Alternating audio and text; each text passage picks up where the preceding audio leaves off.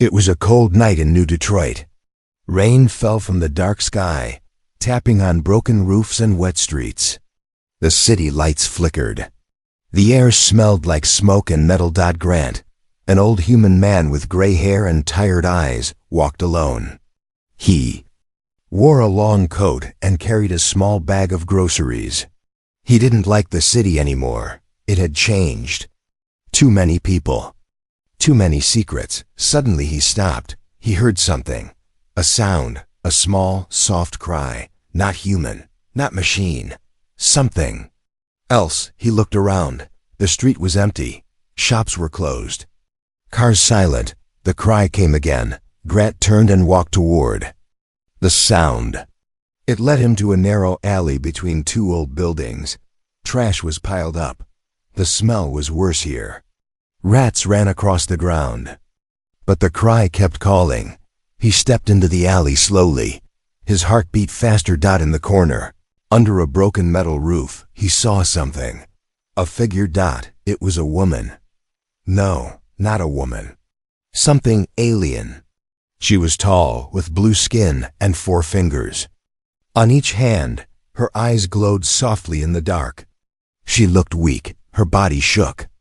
In her arms, she held a small baby, also blue, also shaking. The baby cried again. The alien mother looked up at Grant. Her lips moved. Her voice was soft and broken. My milk has dried up. Human. My baby hasn't eaten for days. Grant stared at her, shocked. He had never seen a Varelian this close before. He remembered the war, years ago. Humans and Varelians had fought over land and food. Many people had died. Some still hated the aliens, but this one. She looked like a mother, scared, tired, desperate. Grant didn't move. He didn't speak. She lowered her head. Please, help us. I don't want my child to die. The baby made a choking sound, a dry cough. Its eyes closed for a moment. Grant stepped closer slowly. He knelt beside them. He saw the baby's tiny chest rise and fall weakly. Its skin was pale. Its arms hung limp. He opened his bag and pulled out a small bottle of water. He held it out. The alien mother took it with shaking hands. She poured a little into her mouth, then touched her lips to her child's. The baby drank. Just a drop. Then another. Grant looked around. You can't stay here, he said. Someone will find you. Some people, they don't like your kind. The mother nodded. I know, but I had nowhere else to go. I hoped maybe a human would show mercy. Grant helped her to her feet. She almost fell. He caught her. She was light, too light. We'll go to my place, he said. It's small, but safe. She looked at him with wide eyes. Why would you help me? He thought for a moment. Because I lost my family, long ago. If I can help save someone else's, maybe it will matter. They walked together through back streets, avoiding cameras and patrols. The rain kept falling. The baby made no sound now. That scared Grant more than the crying. At last, they reached a small house near the edge of the city. Grant unlocked the door and let them in. It was warm inside. Old, but clean. He gave her a blanket and a soft chair to sit in. He looked at the baby again. Its chest moved, but very slowly. Do your kind eat human food? He asked. The mother shook her head. No, only liquid from our bodies. My milk is gone. Grant rubbed his face. We need help. A doctor. No doctor will help us, she said. They will report us. Then we find someone who won't, Grant said. He picked up the baby gently. You rest. I'll get help. No, she said. Don't take my child. He looked her in the eye. I won't let anything happen, I promise. She stared at him, then slowly nodded. Grant wrapped the baby in a towel and stepped back into the rain. He didn't know where to go. No hospital would help a Varelian child. He thought hard. There was one man, an old war medic, who now ran an underground clinic. He started walking fast. The baby didn't move. didn't cry. He looked down. Hang. In there, little one. Behind him, a small camera on a street pole turned and followed. Someone was watching. Asterisk, the baby was not breathing.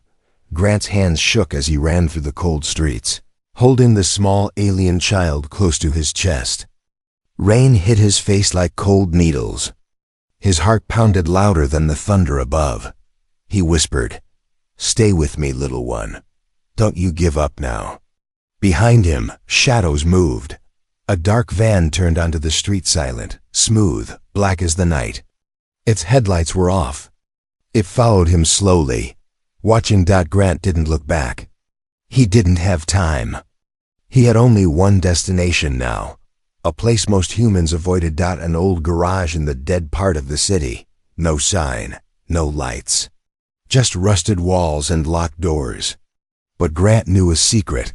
He banged hard on the metal door, once, twice, then 3. Short knocks. A small camera above the door turned on. A voice buzzed through an old speaker. "Go away, we're closed." "It's Grant," he said. "I need help. It's a child. It's dying." A pause. Then the door slid open. Inside stood a short man with metal arms and a long scar across his face.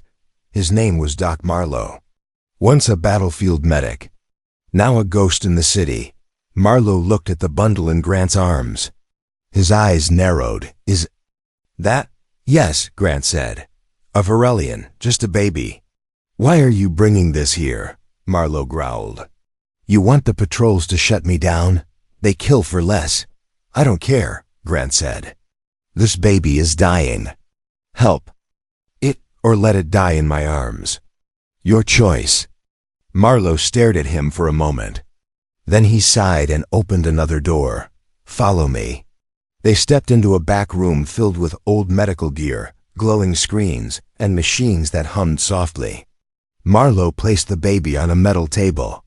The mother's voice echoed in Grant's mind. "My milk has dried up. Human ... Marlowe scanned the child. Low temperature. No hydration. Blood pressure nearly gone. It hasn't eaten in days. Can you save it?" "I don't know," Marlowe said. "Their biology is different. Human medicine might kill it faster. Do something." Grant snapped. Marlowe moved fast, his metal fingers adjusting tiny tools. He connected a tube to the child's arm. Strange green light flashed on a monitor. Then everything went quiet.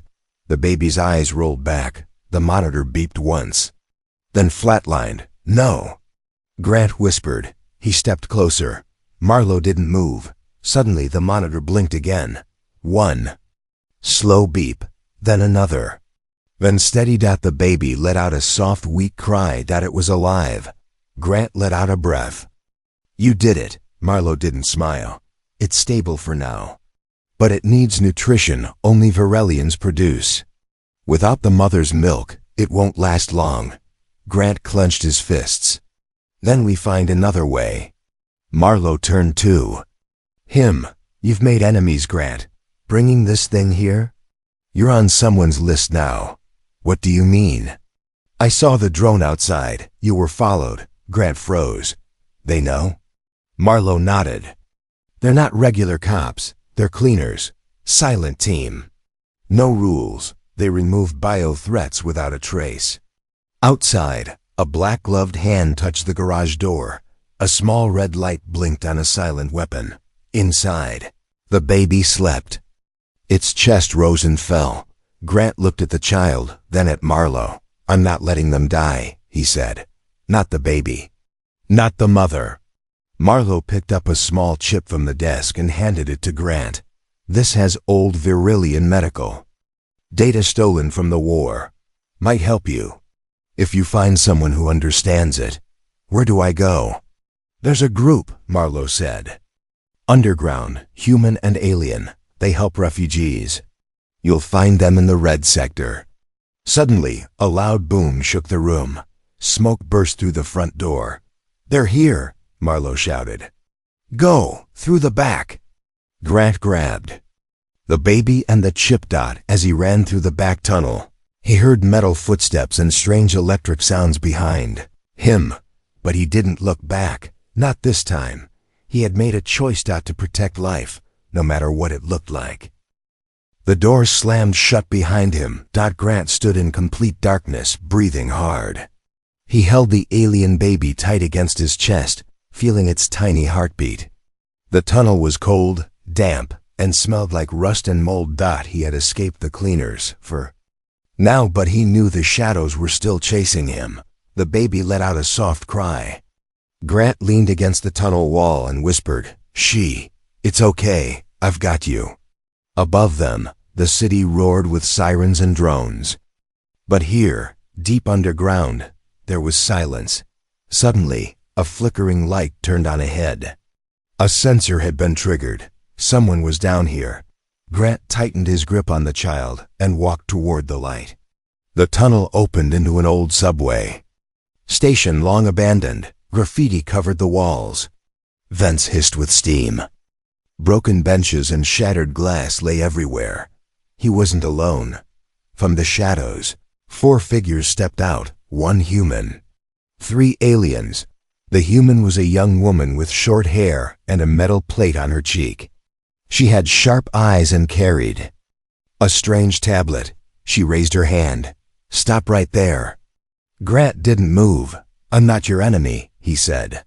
"The child needs help." She walked closer, studying him. Then her eyes fell on the baby. "That's a Varelian infant," she whispered. "How is it still alive?" "I found his mother in an alley," Grant said. "She was starving. Her milk had dried up. The baby nearly died." "And the mother?" the woman asked. "She's safe, for now." The woman looked at the other aliens behind her. One of them stepped forward, a tall, silver-skinned male with 2 glowing lines down his face. He bowed slightly. "We are the Watchers," he said in a calm voice. "We protect those who have no one." Grant nodded. "Then we're on the same side." The woman motioned for him to follow. "Come, the baby needs warmth. You both do." They led Grant through an old maintenance tunnel to a hidden bunker filled with alien tech, stolen supplies, and humans and aliens working together in silence. Some were injured, some cried. Some stared at nothing. This was not a base. It was a last shelter. Grant sat down near a heater. The baby was given a warm bed and a small feeding tube. The woman finally spoke. "My name's Nova. I used to be military." "Same unit you were in, Grant." He looked up, surprised. "How do you know my name?" She handed him a small tablet. It showed a video grainy footage from a war 10 years ago. Grant was in it, holding a weapon, shouting commands. "I know you," she said. "You were a hero, then you disappeared. Why come back now? Carrying a baby alien?" Grant looked at the screen, then away. "I did things in the war," he said. "Things I'm not proud of. I followed orders. Burned refugee camps, shot at anyone not human." Nova was silent. "I thought they were all monsters," he continued, "until I saw that mother. Starving, crying, holding her child. She didn't look like a threat. She looked like my wife. The way she held our son before they died." Nova lowered her voice. "You're not the only one with regrets." One of the Watchers walked in quickly. "Cleaners. They've scanned the outer tunnels. We don't have much time."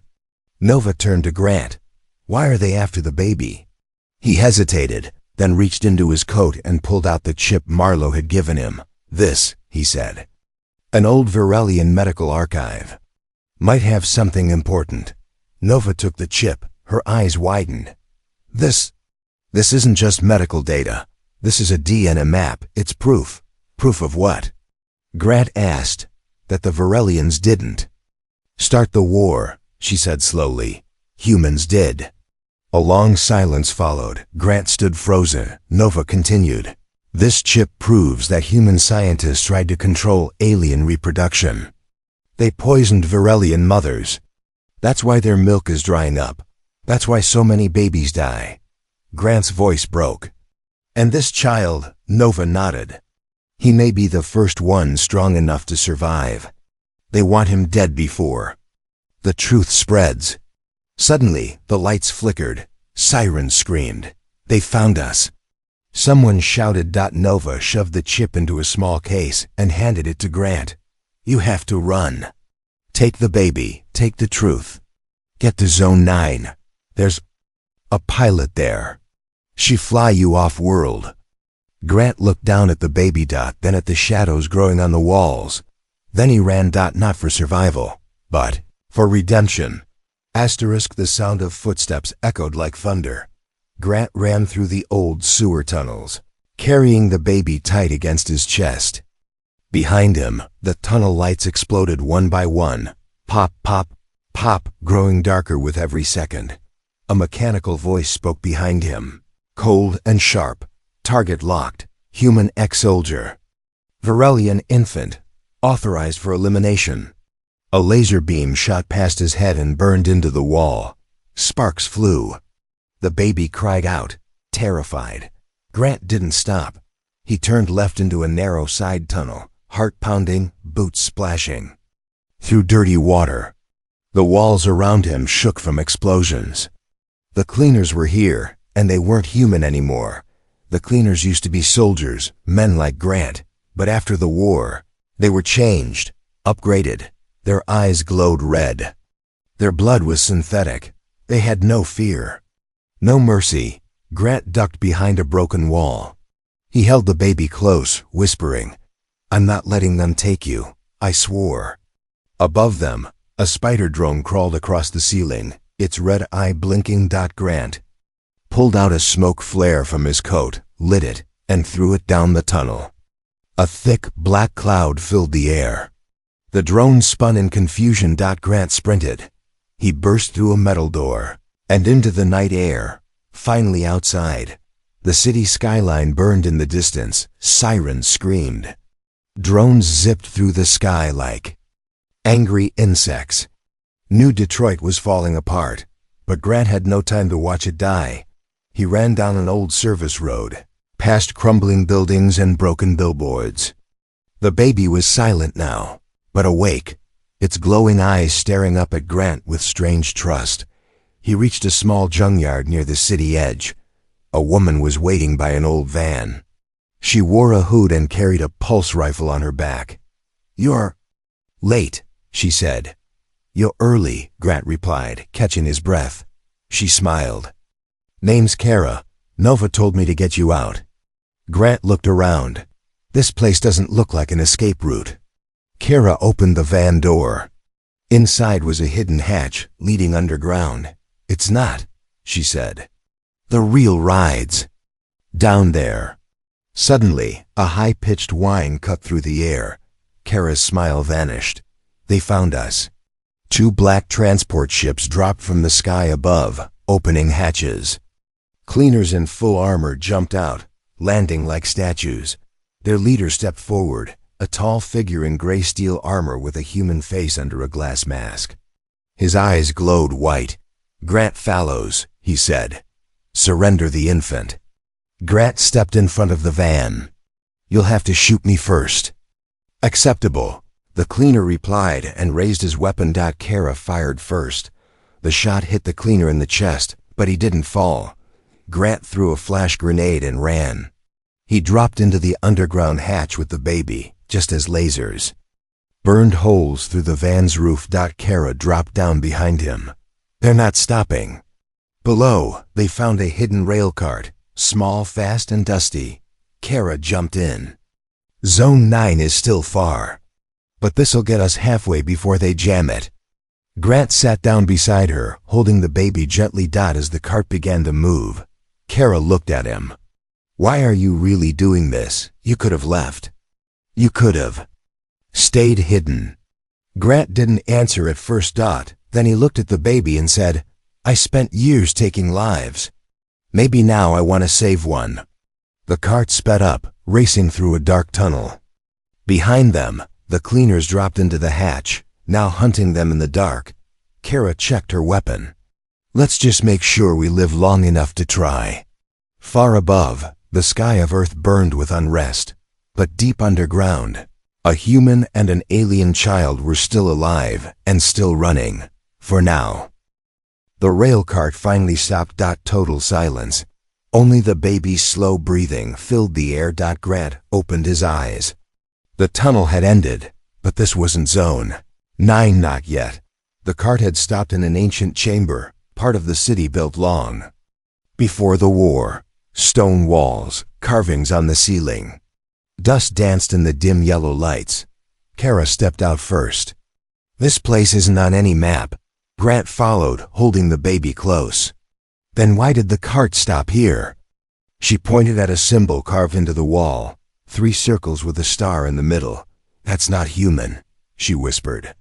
That's Virelian. Suddenly, a low hum filled the air. The wall in front of them slid open, revealing a dark passage glowing with soft blue light. Cool wind rushed out, and a faint smell of flowers drifted in.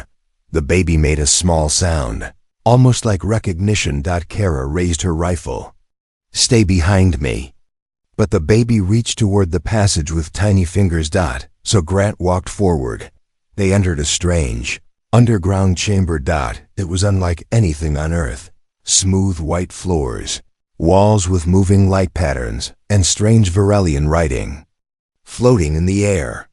The place felt alive. Kara gasped. Is this a sanctuary? A voice spoke from above. Come, female, not human. Welcome, child of 2 worlds. Grant froze. Who's there? A tall hologram appeared in front of them. A Virelian woman in robes, her face kind but sad. She looked directly at the baby. He carries the code, she said.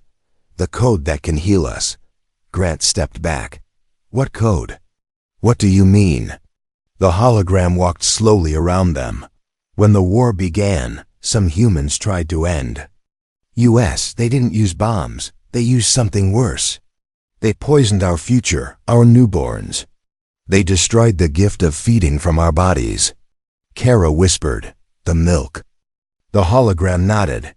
But our scientists hid something, a cure, a final chance, placed not in a lab, but inside a child.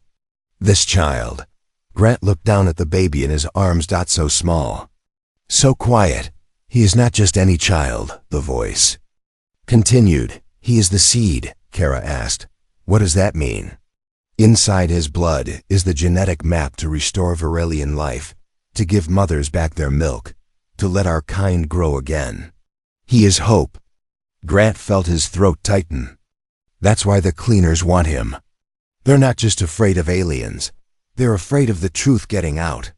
Kara nodded.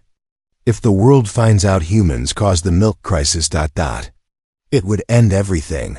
The government, the lies, the control. Suddenly, the chamber lights blinked. The hologram's voice grew serious. You must leave. They have found you. The floor opened behind them, a hidden elevator rising from below. The hologram looked at Grant one last time. Protect the seed. He is more than a child. He is a key, not just for us, but maybe even for you. As the elevator closed around them, Grant held the baby tighter. He no longer saw just a child. He saw a future, not just alien, not just human, but both. The elevator rose into blinding white light. Then it stopped. A metal hatch opened above. Grant climbed out first, carrying the baby. His boots hit soft sand. He looked around. They were standing in the middle of an abandoned desert airfield, cracked runways, rusted towers, and silence stretching for miles. The wind was hot and dry, no city. No enemies. For now.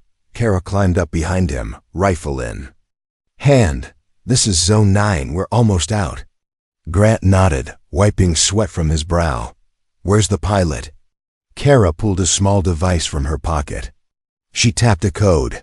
A few seconds later, a sleek black ship rose from behind and nearby.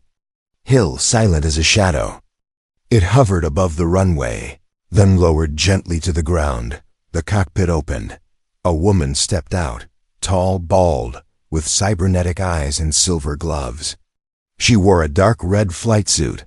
Her name was Captain Sora. You're the package? she asked, looking at Grant and the baby. You don't look like a hero. I'm not, Grant said. I'm just trying to fix something I helped break. Sora's eyes paused on the child. She raised an eyebrow. So that's the one they're after. The miracle baby. He has a name, Grant said quietly. His mother called. Him Rilu, Sora nodded. All right then. Let's get Rilu out of this cursed world. They boarded the ship quickly. It was small but fast, built for stealth. Inside, glowing panels lit up. The ship began to hum softly. Kara checked the radar. No sign of cleaners yet, but that won't last long. Sora strapped into the pilot's seat. Course set for orbital refuge station. Estimated time, 15 minutes to atmosphere. Let's hope we don't get shot down. The engines roared to life. The ship began to rise. Rilu stirred in Grant's arms. He looked calm now, as if he knew he was going somewhere important. Grant whispered, You're going to be okay. I promise. Then, the lights flickered. An alarm sounded. Kara jumped from her seat. Incoming signal. Scrambled. Someone's trying to access the ship, Sora shouted. Brace yourselves. The ship shook violently as a shockwave hit it. From below, not a missile, but a code pulse, a digital weapon. The ship's systems went dark for 3 seconds. When the lights returned, a figure appeared on the main screen. It was Nova. Her face was bruised. She was bleeding, but her voice was strong. Grant, listen to me. There's a traitor on board. Grant froze. Kara looked up sharply. What is she talking about? Nova's image crackled. Someone on that ship is sending your location to the cleaners. Every jump, every flight, they've been watching. The message cut off. Kara reached for her weapon. So did Sora. Grant stood between them. Enough. He looked at both of them. His voice was calm but cold. Who sent the first message back at the bunker? Who said we had 15 minutes? Kara's hand trembled. It was you, Grant said, wasn't it? Kara didn't deny it. She lowered her weapon, slowly. I didn't want this. I needed the credits. My brother is sick. They promised me he'd get treatment.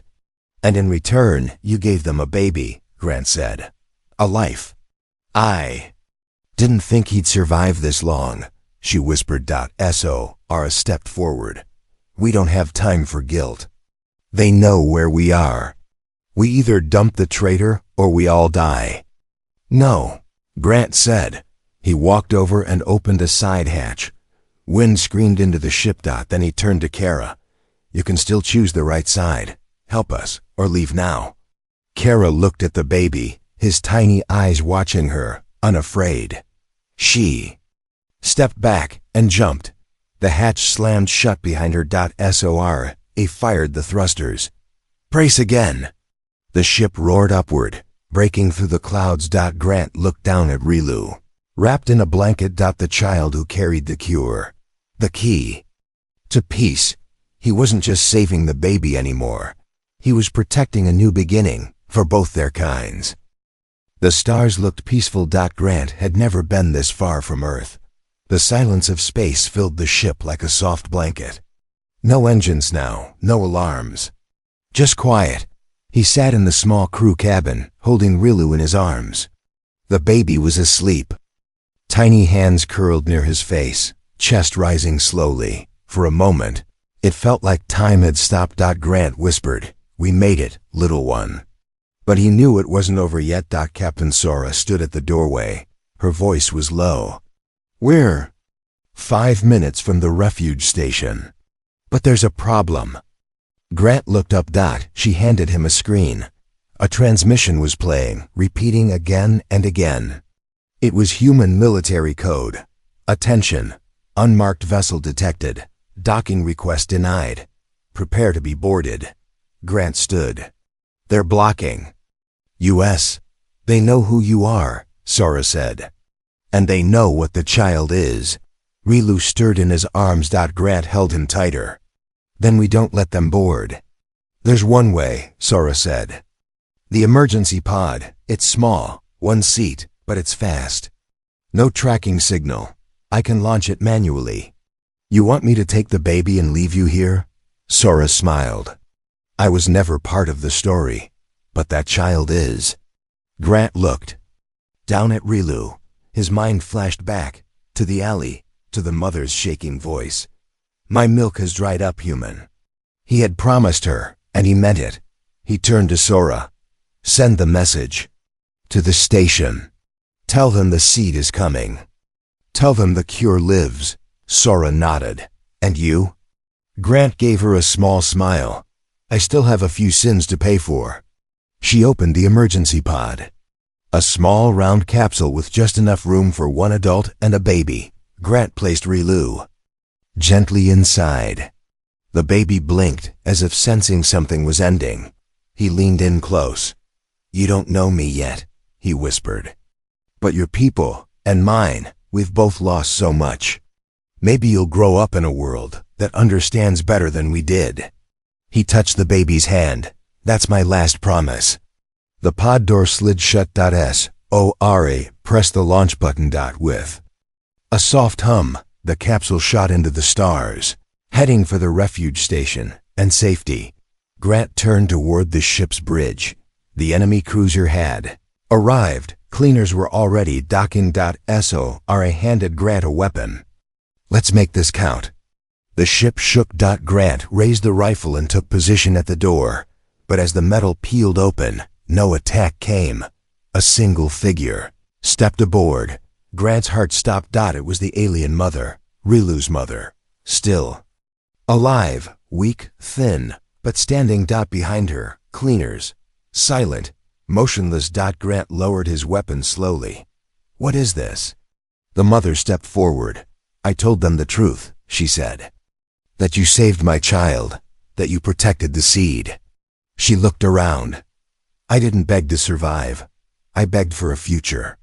She turned to the cleaners. Let them go. The leader stepped aside. No shots.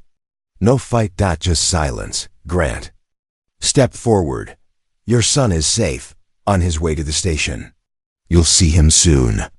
The mother nodded. A tear fell from her eye, for the first time. It wasn't a tear of fear. It was hope. Final scene. Epilogue style. 1 year later. On Achaea. Green planet orbiting a blue sun. Varelian mothers hold newborns in their arms. They smile. They feed them without pain. The milk has returned. In a peaceful garden. A small child with glowing blue eyes and a quiet laugh runs through flowers. A plaque on the wall nearby reads, To the one who carried the seed, human, soldier, father. Grant Fallows, protector of two worlds. And in the stars above, peace begins to grow.